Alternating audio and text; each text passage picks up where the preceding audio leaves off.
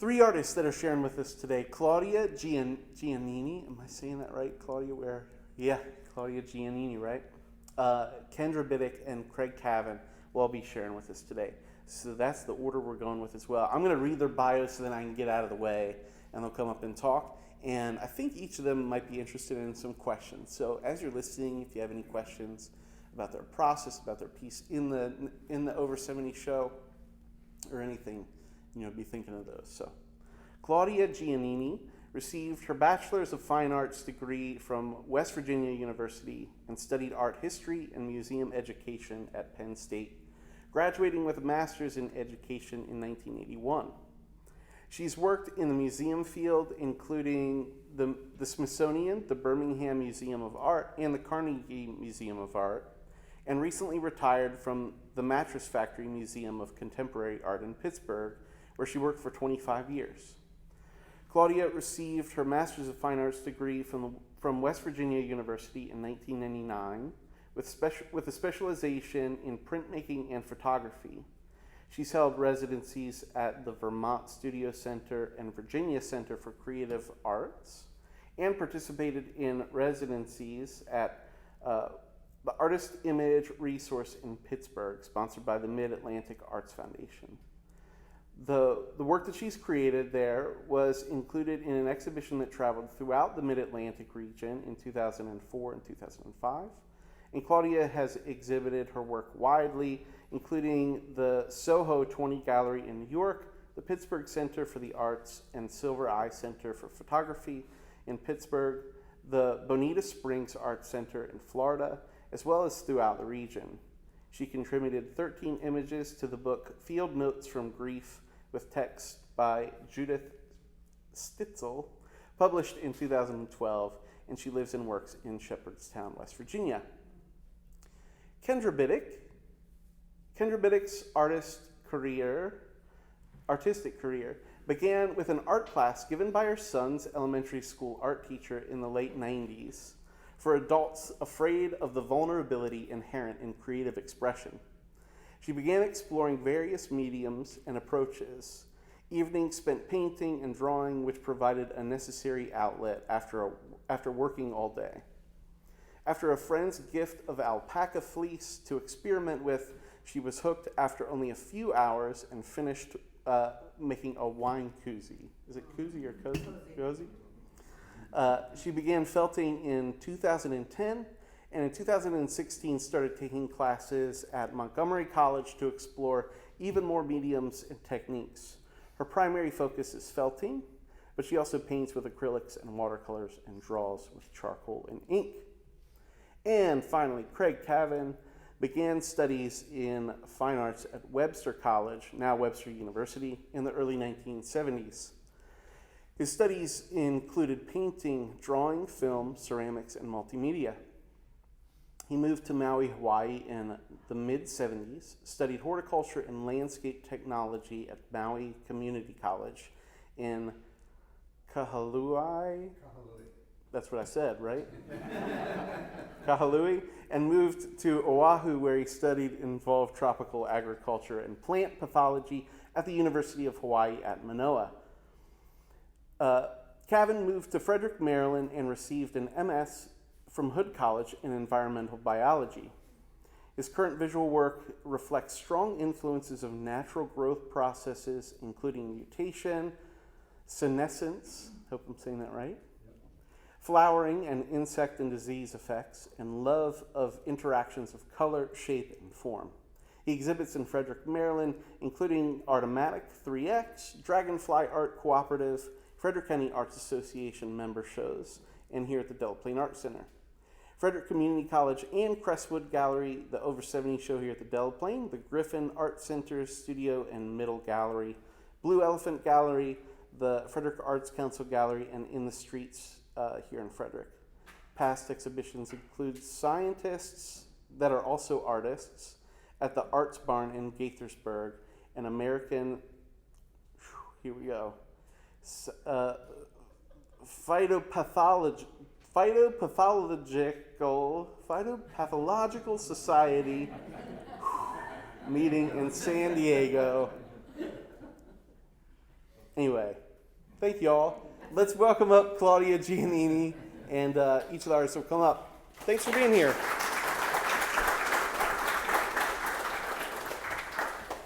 Well, thank you all for coming. This is really thrilling. And I was really thrilled to be asked to talk about my work, because who doesn't want to talk about their work, right? Okay, I have to, here. So Corey emailed me and asked me to talk about kind of the development of my artistic practice. And I got my degree in photography and printmaking and from West Virginia University, and when they had a great art department, which they don't now. I thought, when I graduated, what do I want to make art about? So really, I worked at this museum called the Mattress Factory, and I worked with artists all the time. And I realized that artists make art about what they're passionate about. And I thought about that, and I thought, well, I'm passionate about travel, I'm passionate about nature, and I'm passionate about spirituality. So the thing about travel and spirituality, I thought, that's a pilgrimage. So one of the first, I wanted to go to Japan. That didn't work out at all, but just serendipity, I had a friend who was a professor at West Virginia University who took students to Vietnam. And I said, can I go with you? And he said, sure, because they're always looking to fill these study abroad programs, to fill them. So he said, yeah, come along. So this was actually taken at Angkor Wat, and it's a photograph. And I always do work. A photograph from this series was in the National Photography Show several years ago here. So a different photograph. But anyway, it's printed on Japanese paper, really thin, and also with collage. And I was just really taken with this, as here this statue of Buddha and the Pringles can. I just love that. Oh, and this is another one from, another from that same series of works, or photographs taken, actually, this one's Angkor Wat also, in Cambodia. The next time I went, the next, quote, pilgrimage, was to Japan. And I'm really interested in Buddhism, and so this was so great. We went to all these temples, and so I combined this series with, so again, it's a photograph printed on Japanese paper. I worked at a studio called Artist Image Resource in Pittsburgh and worked with a tech who helped me use the printers and get the effects I wanted. So it was a little complicated, but it worked out well. And this is a collograph, which is a print that you make by gluing stuff down, and in my case, I coated it with acrylic medium and then just pushed ink into it and ran it through a press. And the color is actually oil paint. I painted that. So I'm kind of always, every time I did a pilgrimage, I did a new medium. Oh, wait a minute here. This is another from that same series. We got to stay at this Zen temple, like this major Zen temple in Kyoto, which had the most spectacular gardens. It was incredible. So the next one I did in 26, so I got to travel a lot. I love to travel. The next, quote, pilgrimage I did was the Camino de Santiago in Spain. And I just had because you can't take stuff, you're carrying everything on your back. I just had my iPhone and I took photographs. And this is about this big. I took this photograph in the background. It's a printed photograph, printed on watercolor paper, and then I cut it and into 3 sections. So it was mounted on 3 panels. And the flowers, like I took photographs of the plants, it was the springtime, that I saw all along the way. So that kind of incorporates my love of the natural world. And when you're doing these walking meditations, walking pilgrimages, you are there in nature all the time, all day long. It was really marvelous. And so these are just photographs I took, and then these are watercolor painted on top of the photograph. And this was exhibited, I exhibited this whole series at the Frederick Unitarian Church, the Blanche Ames Gallery. And then in 2019, I did the Camino de Santiago that is in Portugal. And this was also kind of, well, this was a mono print in the background, and I applied the photograph, or collaged it on, and then a collage of the map where I went, and then there's always one natural element, one architectural element, one natural element, and the map in every single print. And I did a print for every place we stopped. So this is like Matosinhos, the second place we stopped. So then, that was 2019. In 2020, COVID happened. And I couldn't travel. And I thought, well, I could do a pilgrimage around where I live. So, and I've always been really, actually one of the things that really inspires me is the natural world. I've always been interested in, I've always really done paintings and photographs and everything of the native plants that are native to West Virginia. And which I'm from Philadelphia. To me, it's fascinating and unusual and special.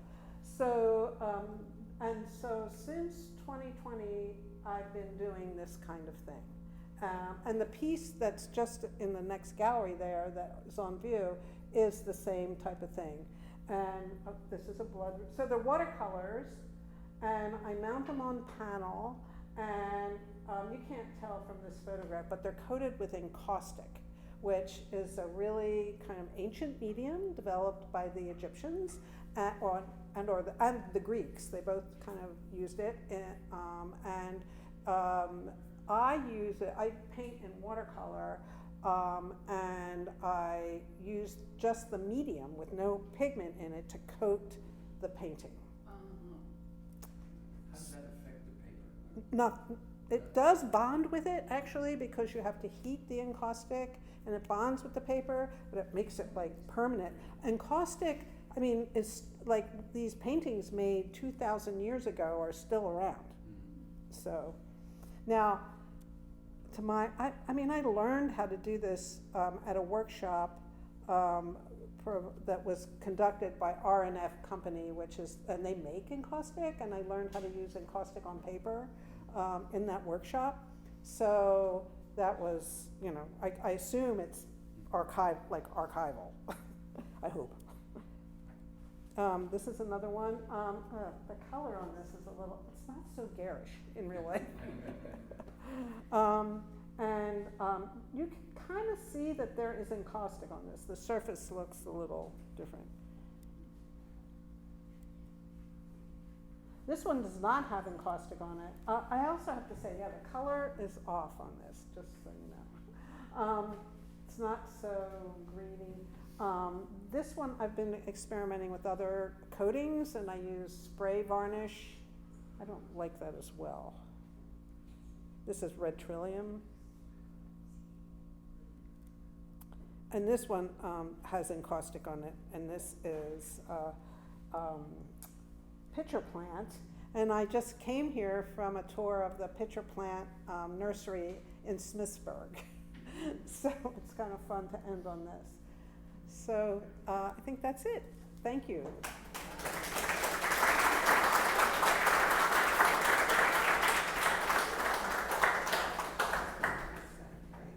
Hi, I'm Kendra. It's nice to see such a lovely crowd today in this beautiful exhibition. Thank you so much for putting it together, Corey. So you heard some of my background. I don't need to repeat it. I started doing drawings of various kinds in church because I'm a Quaker, and it's an hour of silence. And having something to do with my hands was the only way I could quiet my brain to stop spinning with a million things. But I did this for many years after I took the class with my son's teacher. There's actually I brought one of my sketchbooks up here if you want to look at it later. And eventually, in 2016, I retired. And a friend of mine said, well, let's go take a 2D design class at Montgomery College. So I did, and realized that, yeah, there was a lot about art I could afford to learn. Among them was color theory. One of the things I discovered I love, this is acrylic, these are from a painting class, is playing with your brain. Actually, it's really hard to do, because that's a pear. Pears aren't usually blue, and neither are apples, neither are lemons, and wine usually isn't blue. So making those changes in your mind as a painter is a real challenge. And making a face red and green instead of natural colors is also a real challenge. But I enjoy challenging viewers in that way too. And it looks kind of washed out from here. Anyway, much as I love doing this, the fiber just pulls me back all the time. So here are some really early pieces I did. This one is very small, it's about this big. It's just playing with what can I do with this material? There's wool and there's yarn in there. And you can see how not straight the sides are. And then the one on the other side, is a three-dimensional piece. And I was experimenting, what can I do with the inside of this thing? And what kind of texture can I make? And you see how much hair there is coming off the edges? That's because it's alpaca.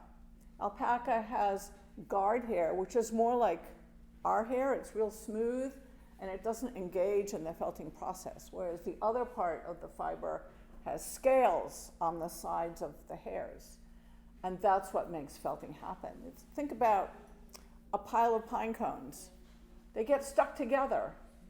Well, when it's hair, it's like a ratchet system. You add soap and water, and you rub it, and you agitate it, and they get closer and closer and closer and closer together. So they get stiffer, and they shrink. I also walked the Camino. I went from southeastern Spain in Andalusia near Granada, all the way up to Santiago de Compostela in northwestern Spain. It took me 58 days. When I was done, I was done. I had enough. And I lost weight. I got to where I couldn't really eat. So anyway. And then I had an opportunity to do an artist residency for 7 weeks at a place called Pendle Hill in Pennsylvania. And my goal was to process this trip that I'd been on.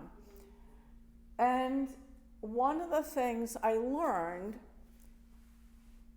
when you walk the Camino, you stop every night somewhere. It's usually pretty cheap. And there are a whole lot of people walking that same day who stayed at the same place you did the night before. So you meet these people over and over and over again. You may not walk with them, but you meet them at the end of the day. Probably have dinner with them. And you get, think about how many times you meet somebody and, I know what that person's like. But you see them over and over and over again, and you realize, no, they're not like that. They're much more complicated and interesting. So this was a conceptual piece. It's a vessel that I did. It's made out of alpaca, and it's kind of floppy because alpaca doesn't get really hard. People always want to know how I made those holes. So I'll show you. These are little pieces of plastic. They're called a resist because the wool can't go through them. So I laid them on after I had some layers of red in there. And then I took roving, this is roving, and I pulled off pieces and laid them on top of the red and on top of the plastic. And you can see how fluffy it was in the top right-hand picture. Then you can see I laid on, this is called silk hanky. It's a silk cocoon that's been opened up flat and dyed, and it's like a cobweb. And then you can pull off parts and lay them onto things. You'll notice that they're green. Here they are. They didn't stay green. They weren't properly dyed. I bought them, I didn't dye them. Another thing you'll notice here is the texture. See the texture in the middle? That part is not alpaca, that part's wool. And so it behaves a little differently. Then once it's all been felted, everything has shrunk, everything's gotten tight. I go and make a little hole above each of these plastic places where I can tell that it isn't stuck together, pull out the plastic, pull the whole thing apart, because now that I've cut the edges, it's kind of loose, it can be manipulated. And then I make these holes. This is from one morning when we actually got out before sunrise on the Camino. And unfortunately, you can't really see very well, but I just love the light and the silhouettes. So this was a piece that I made while I was at Pendle Hill. It's not very big. It's about 10 by 12, maybe a little bigger. And you can see that it's green. This is called Nuno felt. You have a piece of silk or cotton or linen or some kind of fabric, woven fabric or knitted fabric, and you put the wool on the back or the front, and the wool goes through the fabric. And as the wool shrinks, the fabric can't shrink. So it rushes up, it makes these interesting textures. And you can see that it's quite evident down here, at least when you look at it up closer. This part has the same silk, same color green silk, but reversed. So the wool is on top, the black part. And you can see all the stitching that I did on top to put in the details.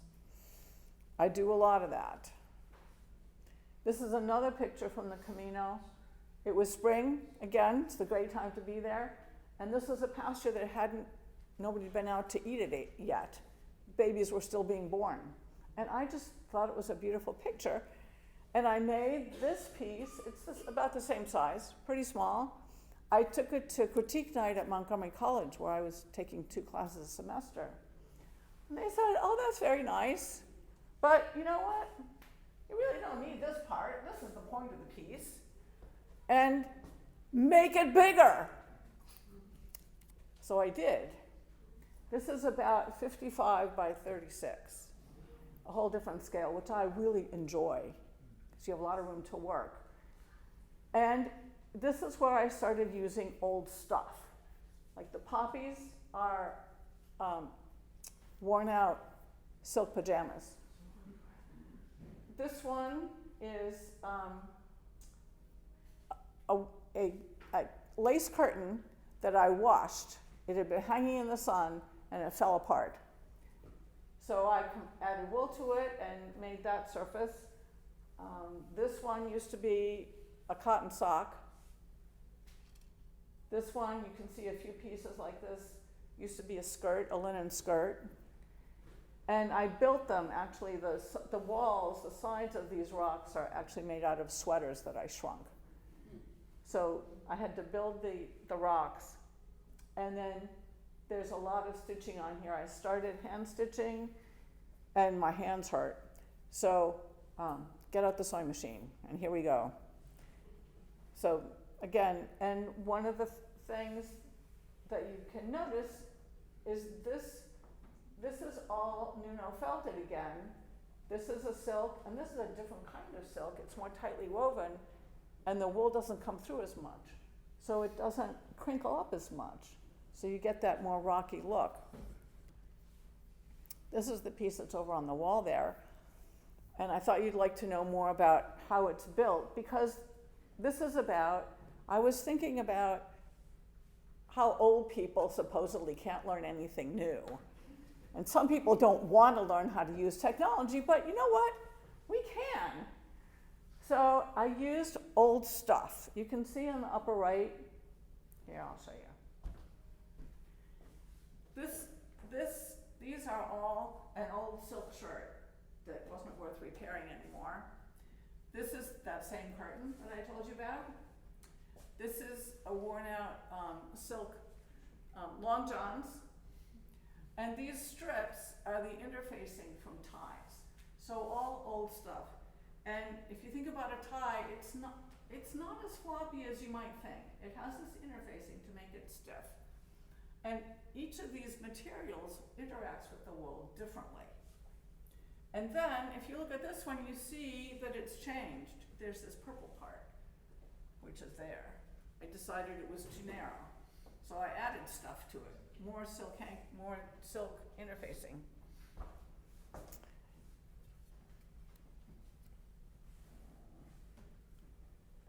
So here's the whole thing. We're looking at the back.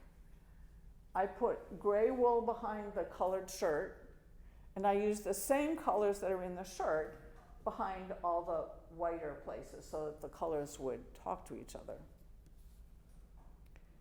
Now you can see it's as big as 2 tables. 2 6-foot by 30-inch tables. And you can look on the back and see it's not that big. It shrunk a lot.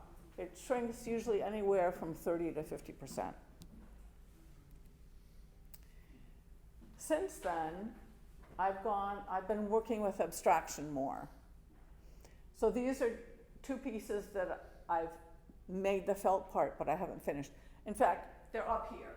You can come and look at them in detail. You can pick them up, look at them. So I was asked to talk about my practice. So here's part of my practice. I've made these things. I don't quite know what they are. And they're small. And when you put something that small up on the wall, it has no presence. People just walk by. So usually I frame my work. I don't put glass over it, but I do put it in a rigid frame. But I really didn't want to do that. And I was at the Asian Art Museum and noticed what they do in China.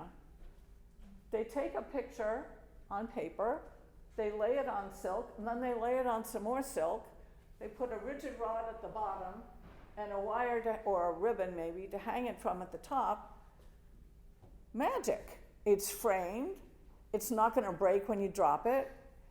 You can roll it up and store it easily. So I'm experimenting with that for these 2 pieces. And you can see this one piece that I just showed you, that's here. What am I going to put behind it? So I was auditioning different fabrics or combinations of fabrics and different positions. So I'm not quite sure what I'm going to do, but I thought you'd be interested. And then I'm also doing acrylics in abstraction. I wanted to bring this with you. It's only 6 inches by 6 inches, which is great for experimenting. I don't know what I did with it. It's around somewhere. Anyway, we're on to Craig.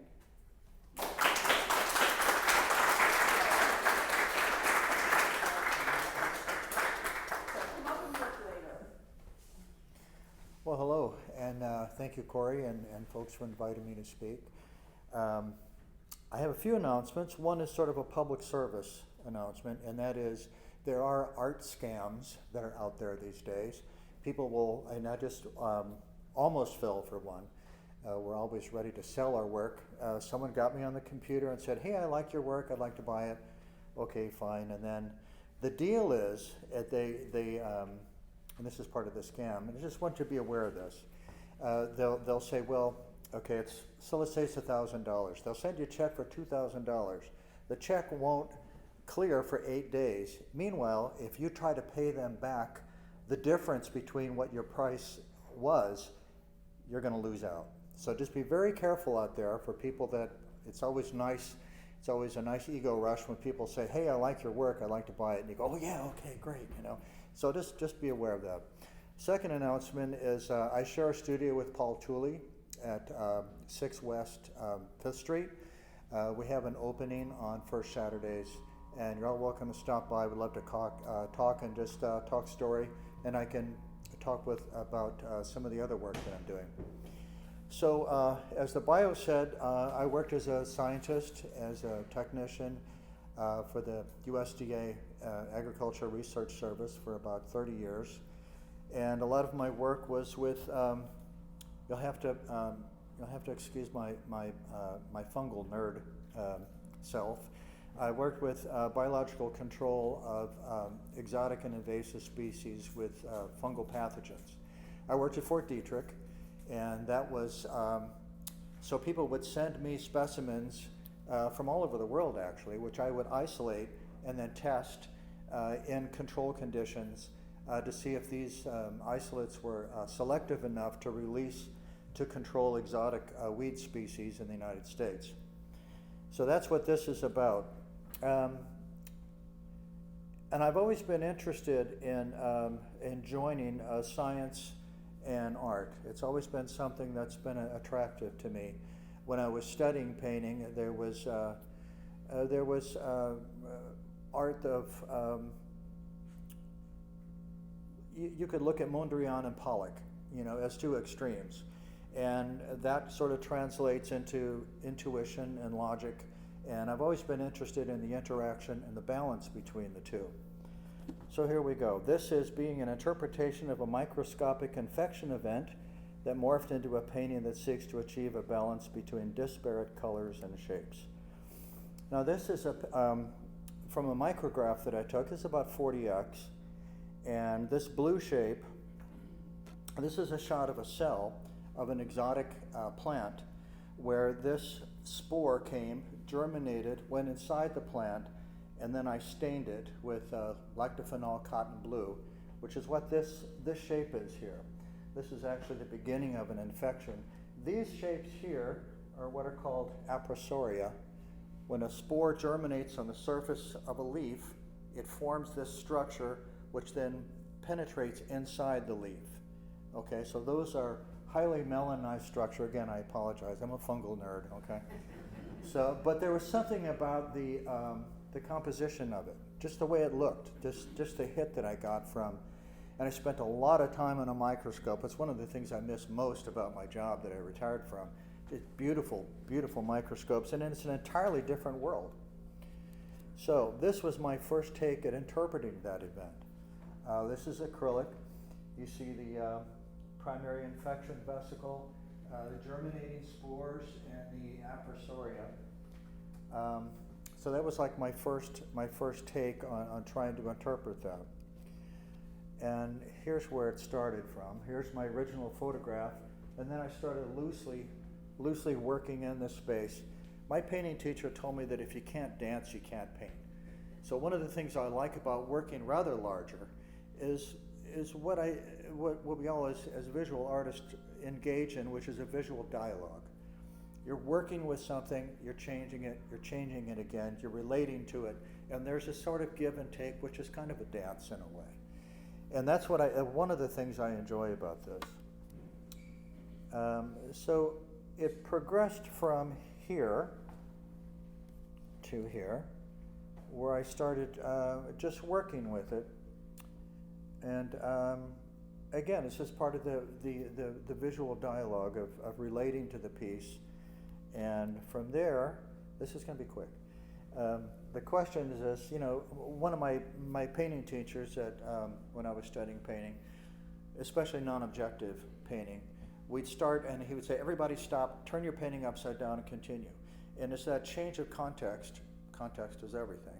It's that change of context where you start to relate more to the piece as it is rather than what you think it should be. So that was kind of interesting. I was looking at it that way. I turned it over. And the question is, does it work better upside down? Is it too much white? And then where's the balance? How does the piece sit? Where's it going, And eventually the painting, this is around the corner there, the painting resolved. There are a few different changes. Here, I push this behind. This became a little bit more solid. And I like this kind of area in the back. It's kind of like malachite in a way, stones. I just wanted to, so these are the aprosoria, and it's a biomorphic. I've been very influenced by Jean-Hans Arp as a painter. I love his orphism and the organic shapes that he did. That's really about it. And I work in a lot of different genres. I also do, for my studies in Hawaii, I do gyutaku, Japanese fish prints, and some other kinds of forms, which I'd be happy to talk with you if you stop by the studio this evening, maybe have a little something. But anyway, that's the story of this, and I'd be happy to entertain any questions.